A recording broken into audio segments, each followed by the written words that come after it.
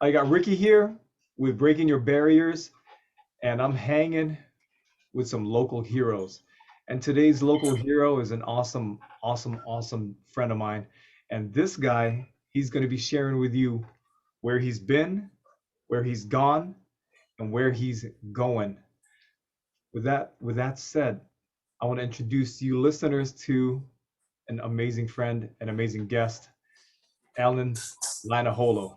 And he's going to share some stuff about himself so that you get to know him a little bit. It's all yours, my friend. How's it going, Ricky? How's it going, everyone? It's been quite some time in this journey, through this journey, and how it came about. We're going to get into that eventually during this talk. So it's been a great journey. It's been a journey of a lot of ups and downs, a lot of twists and turns and obstacles. It's like anybody who's going on their own. They're going to endure obstacles, they're going to endure hardship, but how my public speaking journey came about and where I'm at this point in time, it began in 2017. At the time, I didn't know I was going to embark on a public speaking journey. I was doing some other line of entrepreneurship work, and that's a story for another time. And what kind of hardships did you go through and peer pressure and all that stuff back in the days? Oh, wow. Growing up in a community, there's a lot of peer pressure. Everybody, I would say, is melting pot. So there's a lot of stuff going on that I don't know if I want to say during this interview, but there's a lot of stuff that we were doing that we were not supposed to do. And we just, yeah, you already know, cutting class, smoking weed, drinking beer, all that stuff from middle school to intermediate high school, and the list goes on. After football games in high school, we're all hiding out at the park, getting drunk, getting high. I did it all. I was one of those typical bad poly kids growing up in Hawaii. But the beautiful thing about growing up in Hawaii is you had not just a melting pot of people, but we had them all in Hawaii: the Melanesians, the Polynesians, the Micronesians, a lot of Palauans, a lot of Guamanese, because of the student exchange program in Hawaii. So it was a beautiful thing looking back, and regardless of the things that are said about, certain Pacific Islander groups in Hawaii, and I'm not going to go into specifics. Right. But I used to get mad, man, when people used to talk bad about the Guamanese, the Micronesians, because I'm going to tell you this right now, I'm related to all of them, not by blood, but by marriage. I got an aunt who's married to a Tongan. I got an aunt who's married to a Samoan. I got an uncle who's married to a Guamanian. Right. And now, and looking back, I tell I tell a lot of people, man, be careful what you say, because just might be married to one of them. I agree, man. I agree with you. You can't go in and put somebody off and say, "Yo, this group of people is whatever," because every single group of people, we all have our issues, we all have Oh our yeah, challenges. So we can't point out just one person or one group because that's crazy. yeah, So yeah. You born and raised in Long Beach. You grew up with all the Tongans and Samoans and Guamanians right. and the Filipinos. So it's like you see it firsthand. Hey, brother, I You know, got me being speak. here in Carson, me being here in Carson, I see them all here. The Filipinos, the Samoans, Hispanics, and then this is the great thing about LA, man. People from all different walks of life. Right. I love the diversity, man. That's one thing I can appreciate. You get to learn about every group if you'll just open your mind, Yeah, man. yeah. Especially being in public speaking, you're going to come across, and That's right. you being a motivational speaker, you see people from all different walks of life. That's right, brother. And man, my next question, I'm sure any of our viewers and your friends and my friends, they want to know is what what was your turning point? What was it that changed you from being that bad boy that because you're a big man. We're both pretty decently sized men. So Yeah, my we're COVID weight. yeah, right, Yeah, right. Yeah. I'm gonna start working out. I'm gonna start working out. I think. Brother, what got you out of that crazy element back in the days? Who motivated you and what was your transitional point? I think for me, it's as I got older, Mm, I realized, what, this was before I graduated. This was as I got older when I was here in the States already. I was 22, I was 22, 23, as I was getting older. I had to transition myself to being in a mindset that okay, I'm older now, and of course, I was still in that young and naive stage, but as an adult growing up, I realized, hey, look, I got to snap out of this, you know, and stop being so naive about things that when especially here in Cali, you have to embrace people from all different walks of life. Yes. But as I got older, towards my 30s, I really started to settle down and just be wise about things. That's the old saying goes, wisdom speaks volumes. That's awesome, brother. Do you have anybody that you can remember back in your days? Because for me, the man that changed my life was my band teacher. That that dude saved me from being a gang member, and he saved Yes, me from a life of crime. Is there yes. is there anybody in your life, brother, that you can recall who was that instrumental in changing you to It, who you are? it was always my aunt and uncle. It was always my grandparents. Grandparents. I always, even till this day, even though my grandparents have been passed away, my aunt passed away, I always use those, and my uncle always use those moments, those words of wisdom. How many times you get slapped upside the head with that slipper, man? The slipper, the shoe, the cord, the broomstick. Man, that's just how it was back in that time.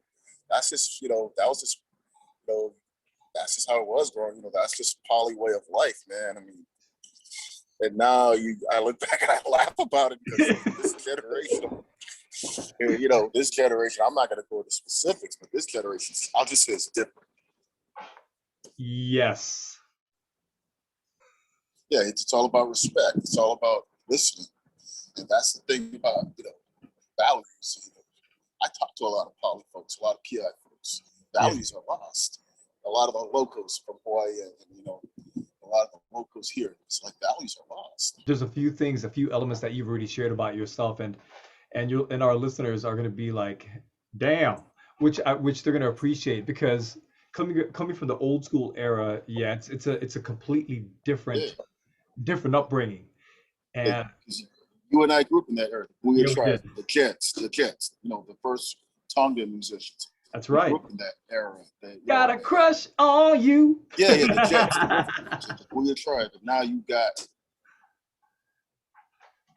all these up and coming artists. The main ones I know of is J Book J Boog.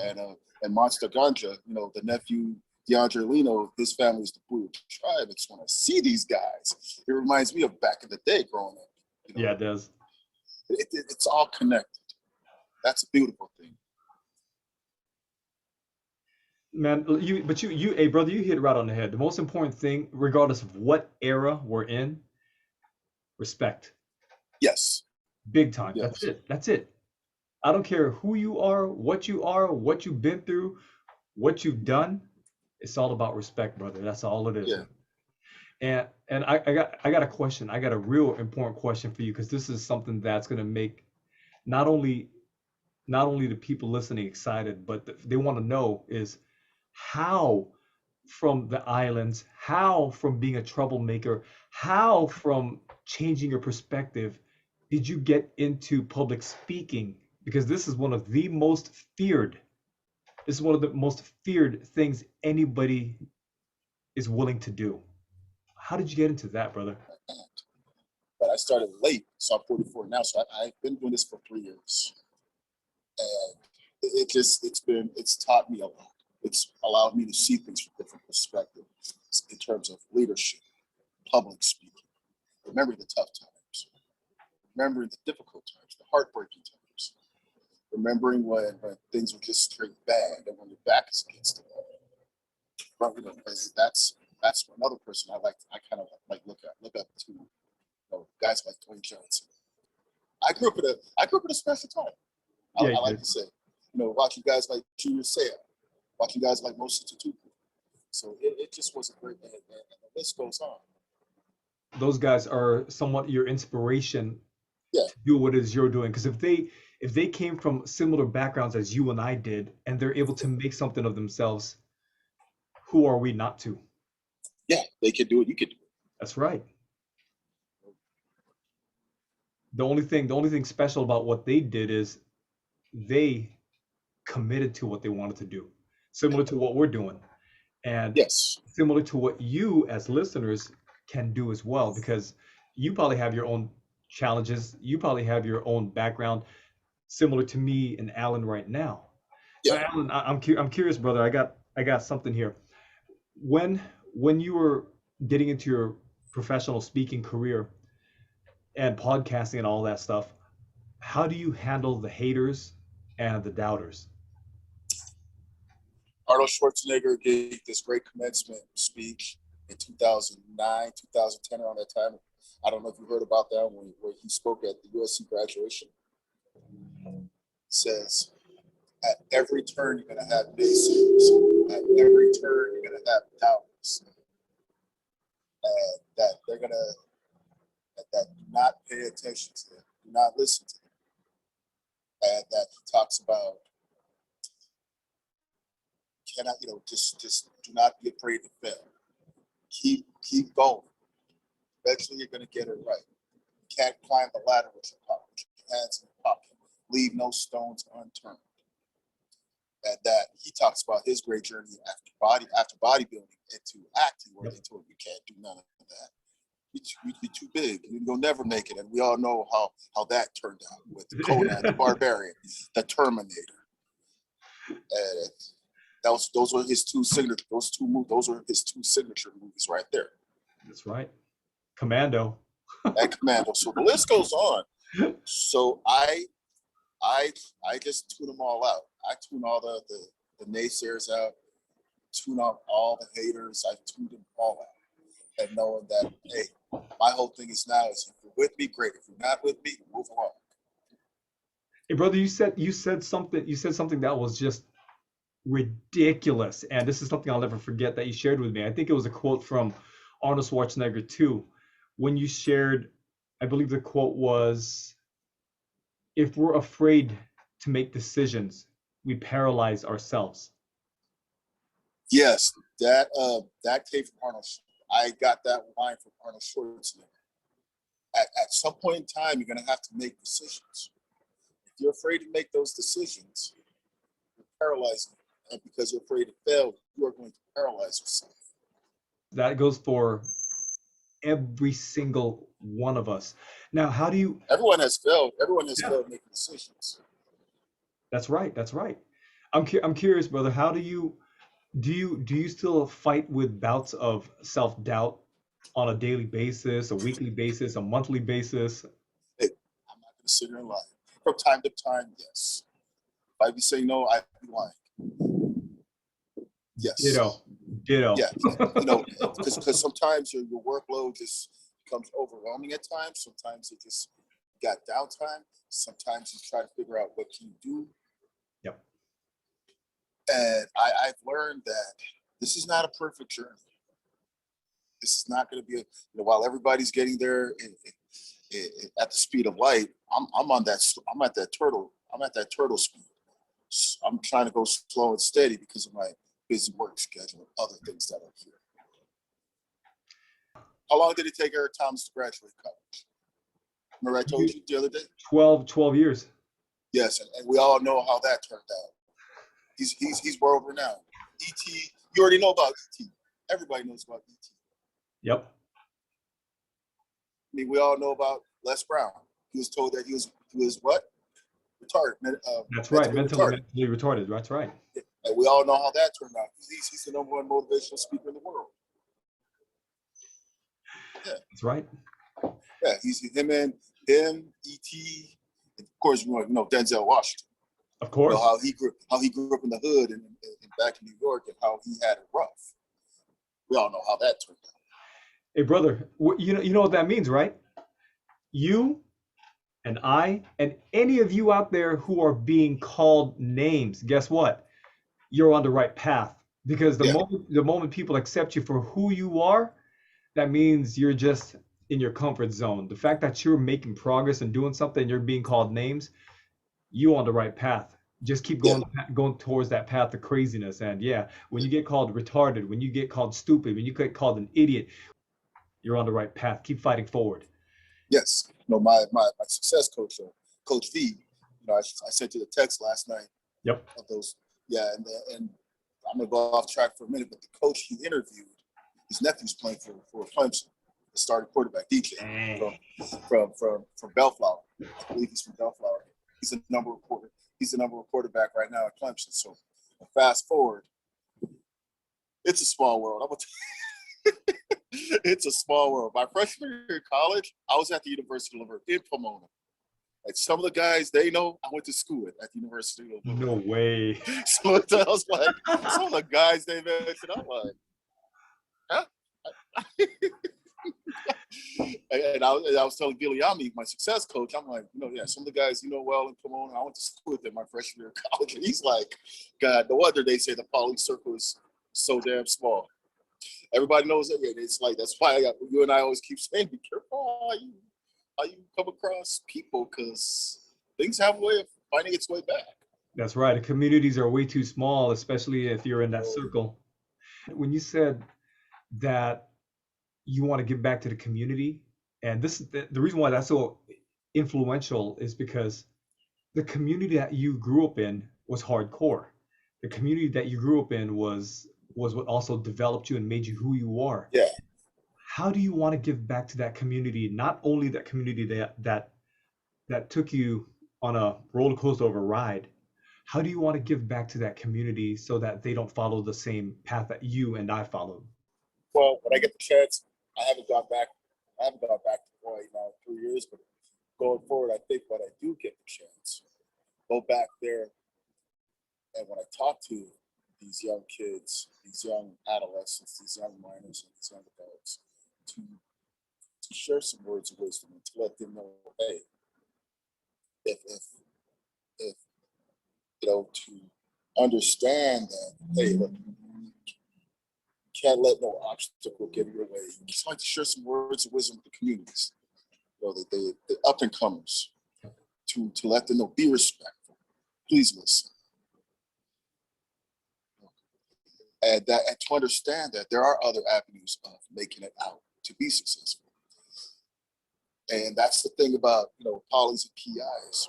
We're all known as music actors, working at the airport as rap agents, movie actors, musicians. But there are other avenues for us out there. And I like to use public speaking as the main one, because my success coach, Giuliani Tuibai, he was one of the reasons how I got started. He kind of told me, okay, this is how the public speaking game goes, the motivational speaking game goes. And what you're gonna have to do is just get out there, just get after it. He referred me to Toastmasters. He told me, I'm not gonna lie to you. One of the biggest fears for people is public speaking. Yep.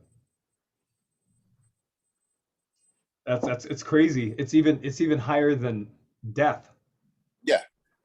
which is bananas to me. They're more scared of public speaking, and that's the reason why you, brother, as a professional speaker up and coming, it's impressive, man, because people are doubting themselves. And just to let people know, doubt is the biggest dream killer. Self doubt and doubt, biggest dream killer. Going back, brother, the fact that you are getting into the public speaking, professional speaking realm is impressive, especially knowing a little bit about your background, knowing the craziness you've gone through. And I love the fact that you are taking it at a turtle's pace. You're taking it at your own pace. You're doing it at your own time. And the thing is, Yeah. regardless of your pace, you're breaking out of your own barriers by doing it. Because doing it and progressing inch by inch is better than doing nothing at all. Yeah. So Jay Shetty, I remember I told you Jay Shetty, mm-hmm. one of the well-known speaker. He's Pakistani, but he was born and raised in the UK. He talks about things will happen according to our own time clock, our own time. And if you start listening to other people, their expectations and how they want things done and when they want it done, you've already set, you buying into what they're saying, you've already set yourself up to fail. Yep. Because everyone's different. Everyone's programmed different. Everyone has things going on. People have their own time frame, their own time clock, and Yeah, that they're going to make that move when it is their time. And you said it straight up. You just said, look at Morgan Freeman. How yeah. old is he? 50 plus. Look at Colonel Sanders. Yeah, How old is he? he was in 60 his plus. 60s. There's no limitation and there's no specific time. When it is your time for you to make that move and that commitment and execute your goal and your dream, nothing's going to stop you. Yes, yes, exactly. So I appreciate that, brother, man. And the Yeah. last thing I want to ask you, brother, is what last piece of advice can you give your friends, my friends, our listeners, so that they can break past their barriers, no matter what their barrier is? What piece of advice can you offer them? What I like to say is wherever they're at in their journey, keep going. They will get there eventually. Yeah, I mean, it's not going to be an easy journey. You're going to hit roadblocks.